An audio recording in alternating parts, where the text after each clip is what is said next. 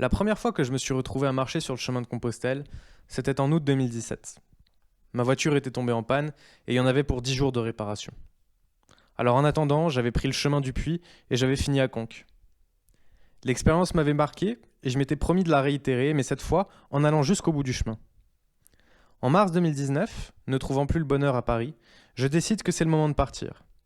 Après avoir planifié 10 jours de retraite méditative en Bourgogne, je me lance. Je continuerai et je finirai avec le chemin. Finalement, les 10 jours se transforment en 3. Rester assis de 5h du matin jusqu'à 10h du soir, c'était vraiment pas ma tasse de thé. Je quitte alors la Bourgogne et prends tout un tas de petits trains de région. Le 10 mars 2019 à 22h, un bus reliant Brive-la-Gaillarde à Rodez me dépose à Saint-Christophe-Vallon, un village à 20 km de Conques. Il fait nuit, il fait froid, et pas un gîte à l'horizon. Dans un dernier espoir avant de passer la nuit dehors, je toque aux portes des maisons. Je serai alors hébergé par une charmante famille qui habitait face à l'église. Le 11 mars au matin, mon chemin commence. Je marche vers Conques. Muni de mon enregistreur depuis Paris, je capture les sons de mon voyage. Et c'est ainsi que naît Compostelle sonore. Installez-vous confortablement, soyez les bienvenus, et surtout, buen camino.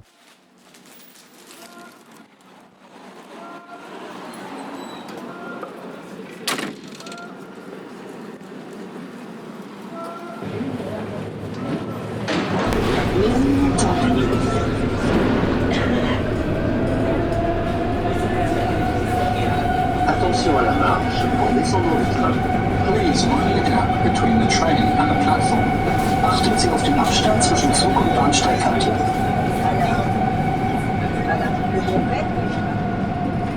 Mesdames, Messieurs, le Conseil régional de Bourgogne-Franche-Comté et SNCF vous souhaite la bienvenue à bord du TER Bourgogne-Franche-Comté.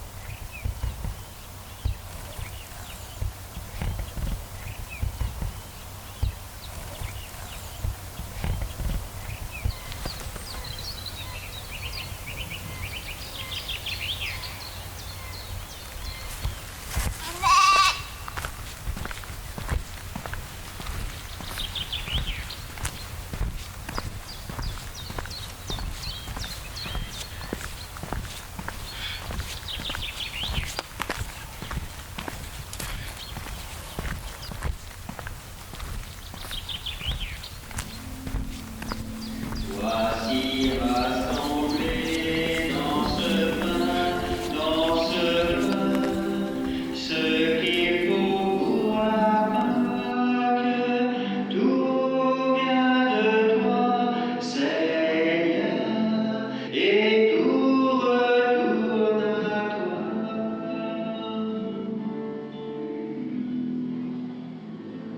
Merci beaucoup. Je tutoie moi. Oui, si on se Bien tutoie. sûr, ouais. Donc vous étiez pèlerin alors? Nous avons été pèlerins. Oui, parce que en Bretagne aussi on a des hospitaliers comme vous. Il y en a partout. Ouais. Vous venez là pour 15 jours. Là. 10 jours. Ouais. 10 jours. Avant c'était 15. Parce que il y a le. Quand c'est 15, il y a du monde, c'est dur. Mais des lieux comme Conques, Conques c'est particulier.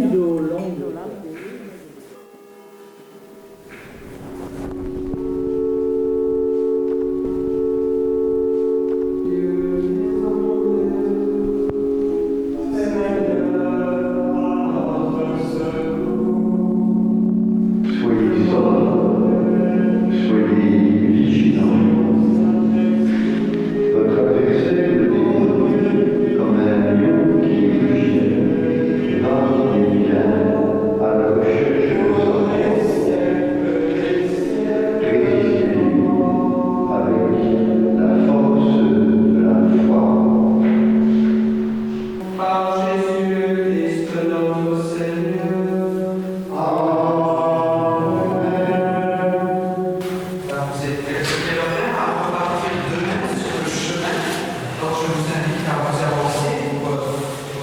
recevoir la bénédiction, car vous présentez votre prénom et d'où vous venez et jusqu'où vous comptez aller dans cette marche.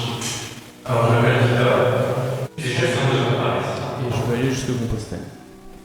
Je suis parti de Guéronville, puis je vais aller jusqu'à Saint-Jean-de-Port. Je m'appelle Richard, je viens de l'Ardèche, et je tiens à aller jusqu'à Saint-Jean-de-Port pour Compostelle. Jusqu'à Compostelle. Je m'appelle Mathilde, je viens de Paris et je suis jusqu'à Saint-Jean-de-Port.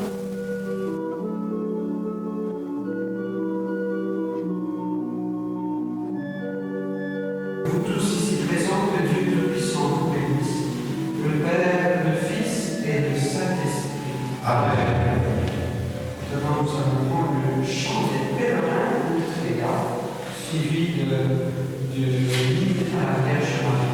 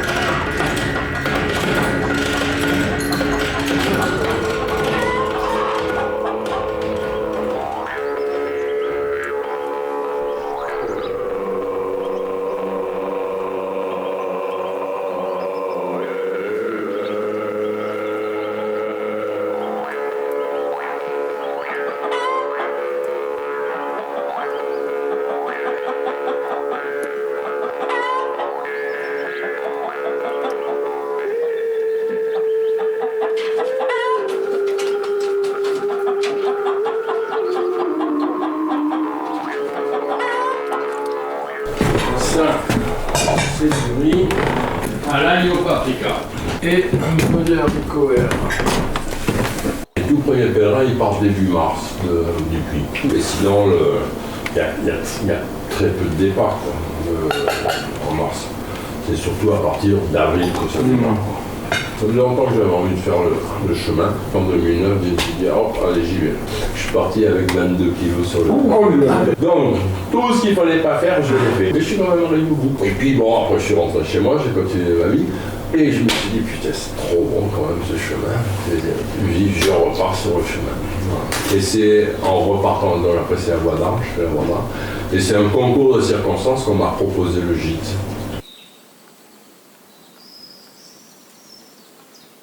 Les Jacobins, à l'origine, ce sont des frères dominicains qui viennent de Saint-Dominique, qui ont vu le jour à Toulouse dans les années 1200. Et c'est un ordre prêcheur mendiant. Et donc, ils sont arrivés ici, aussi à Cahors. Et donc, en face du gîte, il y a la ruine qu'il y a. C'est l'ancien couvent des Jacobins, qui date du 14e. Bref, ces dominicains grandissent et vont jusqu'à Paris, où il y a la rue Saint-Jacques. Les frères dominicains créent un couvent à la rue Saint-Jacques à Paris. Jacques et Jacob, c'est la même chose. Et donc, on va prendre l'habitude de les appeler les Jacobins.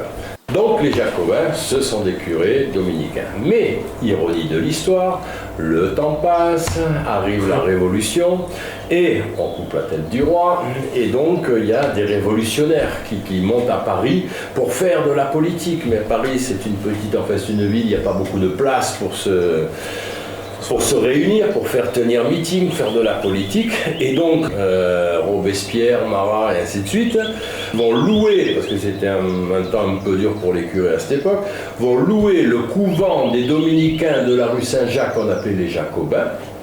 Et ces révolutionnaires, ironie de l'histoire, on va les appeler les Jacobins. Or, quand tu y penses, des révolutionnaires qui ont des noms de curés, c'est un peu curieux. J'aime beaucoup cette ambiguïté entre les curés et les révolutionnaires. Et c'est pour ça que très souvent on appelle Serge des Jacobins.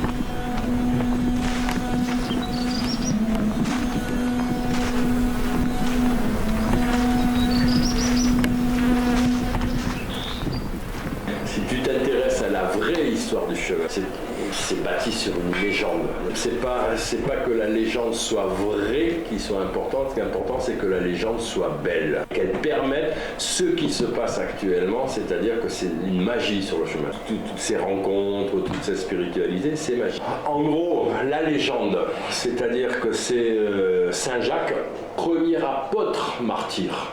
On le tue, les Romains le tuent. La légende dit que Jésus l'avait envoyé évangéliser, c'était son job. Les apôtres, leur job, c'était d'évangéliser, quoi. Bref, Jacques devait évangéliser une partie de l'Europe, et notamment donc, l'Espagne, la péninsule ibérique. Son business, il a un peu foiré, il n'a pas bien marché. Il est rentré à Jérusalem, on l'attrape, paf, on lui coupe la tête, ça devient le premier martyr. C'est là que commence à naître la légende, c'est que ses copains le prennent sur une barque, et la barque, elle arrive en Galice. Et donc là, hop, on l'enterre et on l'oublie. Jusqu'à ce qu'il y ait un ermite qui voit une espèce d'étoile dans un champ. Ok, et il se dit c'est quand même bizarre, donc il va voir l'évêque vient effectivement, et c'est là qu'il découvre le tombeau de Saint-Jacques, les restes de Saint-Jacques qui vont être officialisés bien après. À noter que l'étoile dans le champ, l'étoile en espagnol c'est estrella, stellae, et campo, campus, campo stellae, Compostelle. Voilà une des origines du mot de Saint-Jacques de Compostelle. À partir de là, il y a le tombeau de Saint-Jacques, et va se déclencher un pèlerinage, parce qu'à cette époque-là, l'Espagne est sous domination maure. Les catholiques viennent de perdre Jérusalem, c'est la fin des croisades, et la dernière croisade, elle est en Espagne. On ne peut plus aller à Jérusalem. C'est pour ça que d'un seul coup, Santiago de Compostela, ça devient un pèlerinage. Ça va marquer l'époque de la Reconquista en Espagne. Comme George Bush, il a eu besoin de trouver des armes de destruction massive pour justifier sa guerre, on a besoin pour reconquérir l'Espagne, la Reconquista, et que les rois européens nous aident, on a besoin d'une sacrée chose importante. Donc le tombeau de Saint-Jacques.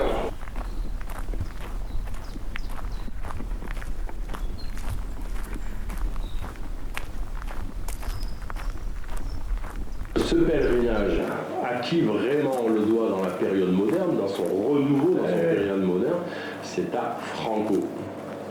Eh oui, voilà, sans Franco, il n'y aurait sûrement pas le pèlerinage de Saint-Jacques. Pourquoi? Parce que au départ, Franco, c'est un gallego, c'est un galicien. Il y a la guerre civile, ceux qui sont du bon côté, c'est-à-dire de Franco, bien sûr les catholiques, si tu veux, et en face de lui, qui sont du mauvais côté, c'est les communistes, c'est les anarchistes, c'est les indépendantistes catalans, c'est la guerre civile. Donc, du coup, c'est Franco qui va rétablir, avec de la propagande, le pèlerinage, et se resservir du matamoro, de l'image du motorhome, pour justifier la bonne cause. Qui plus est, sa dictature était coincée, il n'avait pas d'ouverture. Donc avec ça, il espère s'ouvrir sur l'Europe, et notamment sous le régime de Vichy, effectivement, on a fait des ouvertures. Et donc ça a servi. Et c'est rentré dans petit à petit, Franco est parti, c'est tant mieux, la démocratie est revenue, c'est tant mieux, mais il est persisté ce pèlerinage. Pour finir, c'est par rapport à la Reconquista, c'était un symbole d'Union européenne, un peu contre le dit envahisseur. Une des premières décisions quand l'Europe se crée, et l'Espagne demande à ce que le Camino Francés soit reconnu comme itinéraire culturel européen. Et c'est une des premières décisions symboliques de l'Europe. Tout ça fait que quand tu es sur le chemin, tu n'es pas seul, tu es accompagné, tu es un maillon d'une chaîne de ce qui était avant, de ce qui était après. Et quoi qu'il arrive, sur le chemin, c'est de la magie qui opère.